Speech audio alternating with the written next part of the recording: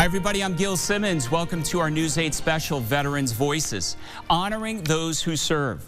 Over the next 30 minutes, we will be highlighting the brave men and women who sacrifice so much to serve our country.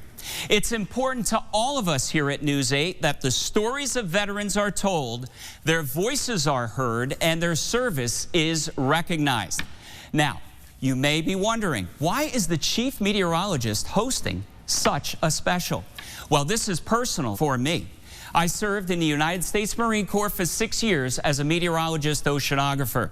Here are a few pictures from my time on active duty as a Marine.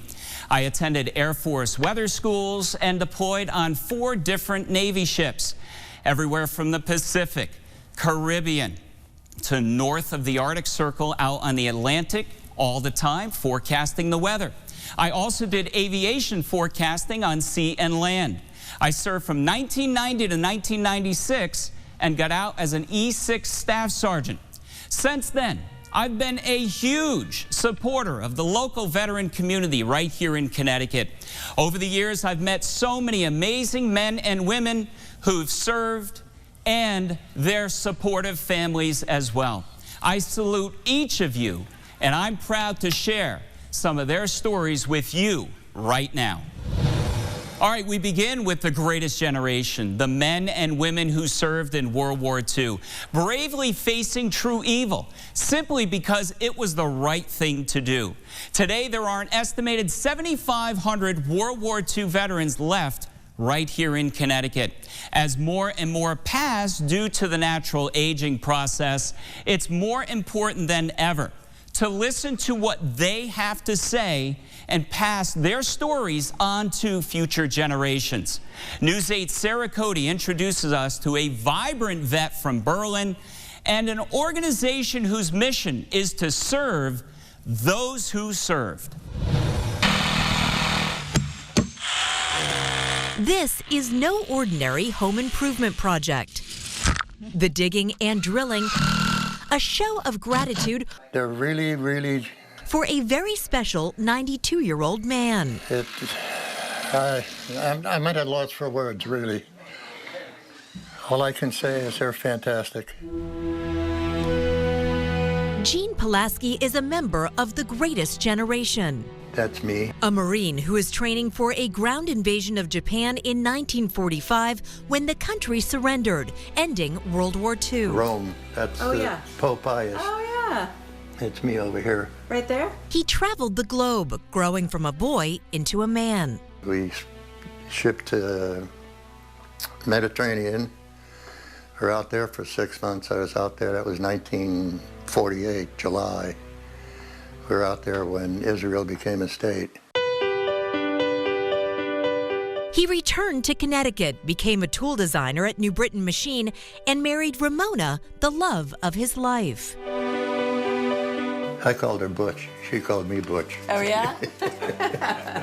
He bought this Berlin home in 1960, the place where he would welcome his 3 sons. That's my son, Larry. Pulaski lost his wife to Alzheimer's in 2012. Living alone has had its challenges, especially when he had a hip replacement in June. I know there were things that had to be done, and I kept saying, nah. Yeah, that's what we all say. It'll do. That's where the Connecticut chapter of House of Heroes stepped in. They know what they're doing. And stepped up. Our mission is to recognize, honor, and serve military and public safety veterans and their surviving spouses for their sacrificial service to the nation. Executive Director Dennis Budin says the organization provides 1 day of house projects for no cost. It's terrific. We wish we could do more. Pulaski represents the perfect recipient. We're going to replace his deck, we're going to make his home safer and more accessible, and it's the least we can do. With fewer worries on the home front, Pulaski can focus on the important things like his grandchildren and his golf game. He's also occupied by memories. Remember those like they were yesterday. Of a time that was all about teamwork, honor, and bravery. If I had my life to live over, I don't think I'd change a thing. I'd do the same thing all over again. In Berlin, Sarah Cody, News 8. This graphic from the National World War II Museum shows how quickly the greatest generation is actually disappearing. 16 million American men and women served in the Great War. 348 are dying each and every day. 10 years from now, only a handful will be left. Finding a meaningful career after leaving the military can be very difficult. That's why the Vets Rock Hiring Expo was held recently. News 8, a proud sponsor of this event, aimed at giving service members, veterans, and their spouses the tools they need to navigate the tough hiring process. Our own News 8's Tina Dittel has more from Mohegan Sun. Good, how are you, my friend? Seeing old friends and meeting new ones, the 5th annual Vets Rock event at Mohegan Sun provided a one-stop shopping of sorts for veterans looking for work and wanting to learn about what services are available for them. Take a look. You'll get an email, and we'd love to have you in December. Have a great man. Thank you. Great week. Hiring Our Heroes brings together employers like Pepperidge Farm, which are looking to hire veterans because of their talent, training, and strong work ethic. I think a lot of it comes down to the discipline that's offered in the service. There's a lot of interesting things out here. There's a lot of tech jobs. I'm hoping to get something in calibration or electronics. Anthony Madison served in the Air Force and Connecticut National Guard. There's nothing better for me than to know that I show my kids how to serve. He signed up for Save a Suit, so he has the right outfit for when he lands his next job interview. I want to get a sharp, clean image for these companies coming in. I'm not as small as I was when I was in the military, so it helps. A big part of this event is the Veterans Village, which features more than 50 organizations which provide services for veterans. We provide assistance with VA benefits and service-connected disability claims. Guardians of the Purple Heart pick up where the VA leaves off. They recently surprised a Vietnam veteran by paying off his new roof. We've helped another Vietnam vet replace the boiler in his house. Serving those who have served our country. Killfoot Clothing, it's veteran-owned, veteran-operated. Every person that works for the company is a veteran or they're still serving. Brent Walker, the owner of Killfoot Clothing, also founded Guardians of the Purple Heart. In Uncasville, Tina Dittel, News 8. Helping veterans heal from injuries, both physical and emotional. Coming up, how a wounded warrior is giving his fellow veterans a safe space and a sense of community. Plus, Heroes Take Flight, the mission to honor them and help bring them closure. And the reason why vets are teaming up with experienced anglers out on Connecticut waterways.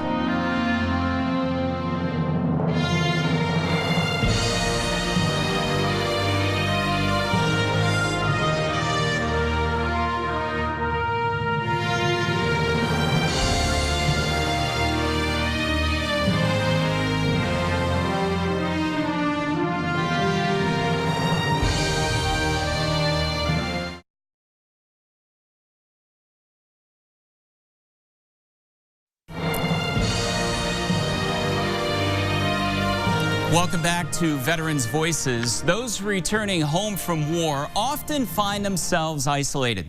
That's why a Virginia man has made it his life's mission to give fellow veterans a sense of community. News 8's Amy Simpson takes us to a retreat helping veterans heal from wounds that aren't always visible. Tucked away just south of Richmond, this home is part of James Howard's new normal. What kind of fish are in the water here?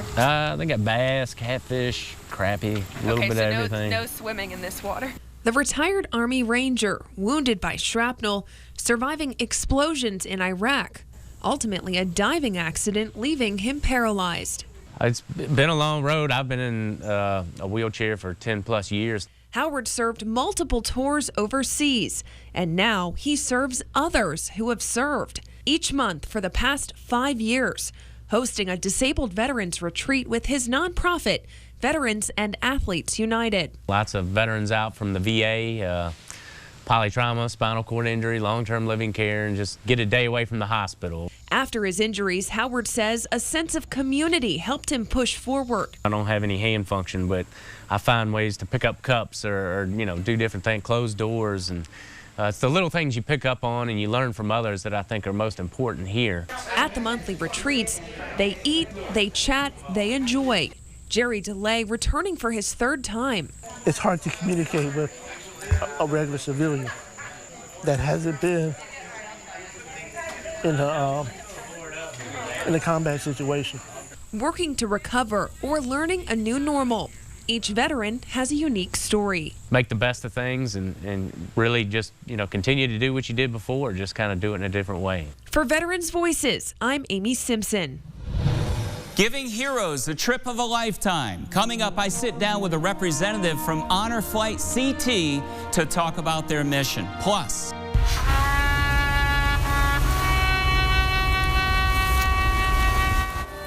once forgotten, now forever remembered. How strangers paid respects to veterans whose remains went unclaimed for years.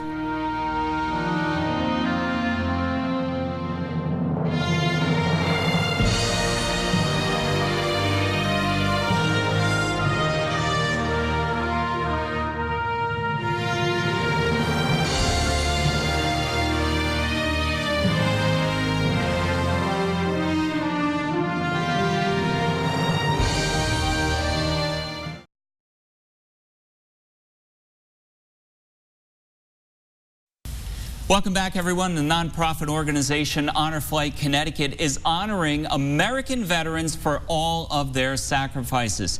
Here to tell us more about this outstanding program, we have Matt Sparks here, who's with us from Honor Flight. And Matt, this is quite a moving program that you're involved with when it comes to honoring those that have been out there in World War II with recent flights.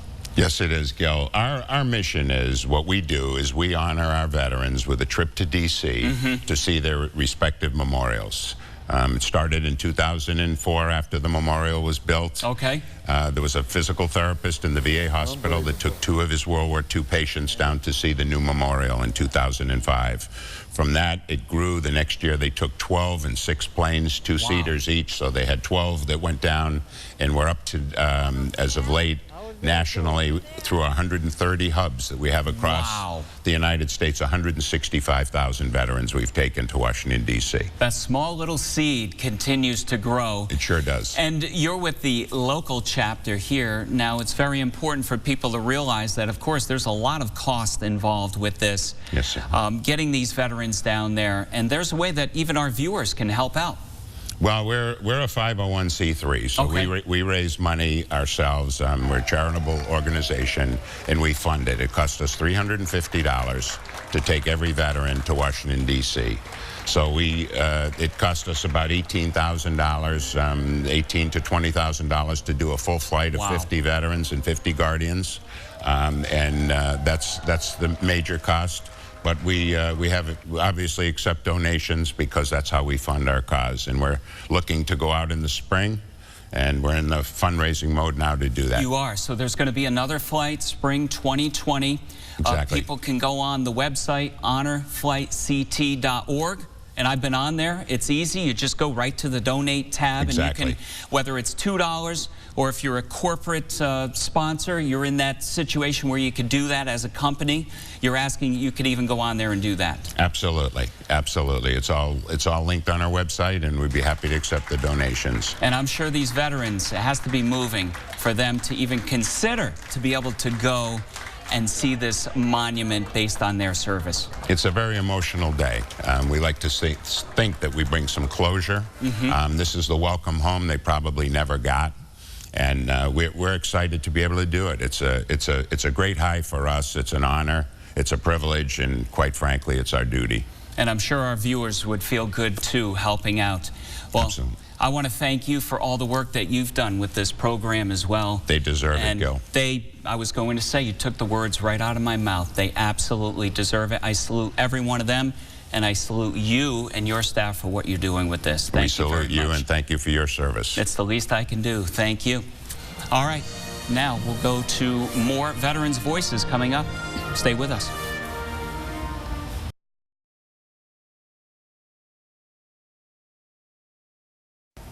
They fought and died for their country. Their remains went unclaimed for decades. But finally, 4 U.S. service members received a long overdue burial in Middletown with complete military honors. News 8's Susie Hunter shows us how complete strangers came out to honor those veterans.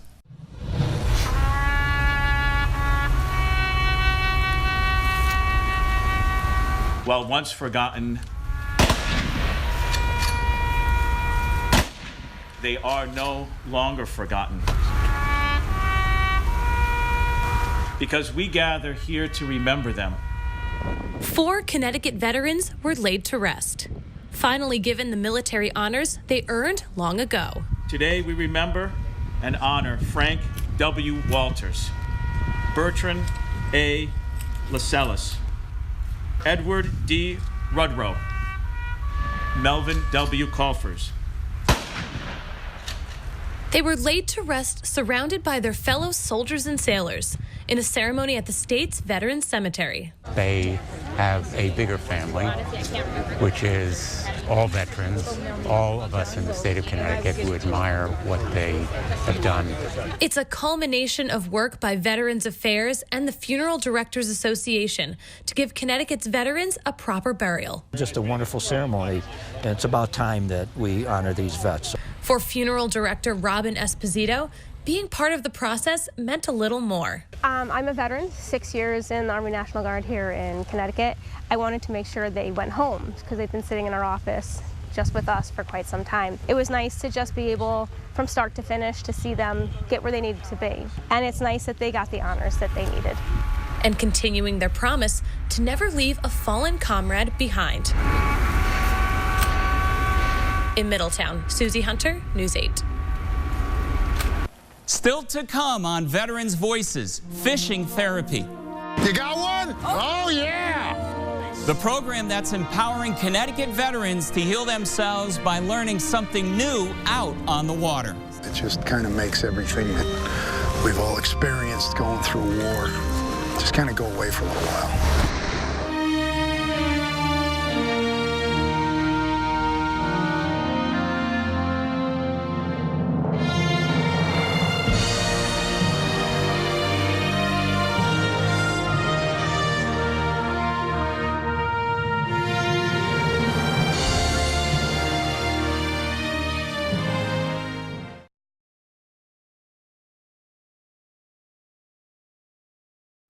An annual fishing tournament here in Connecticut is helping veterans heal by showing them how to cast a line.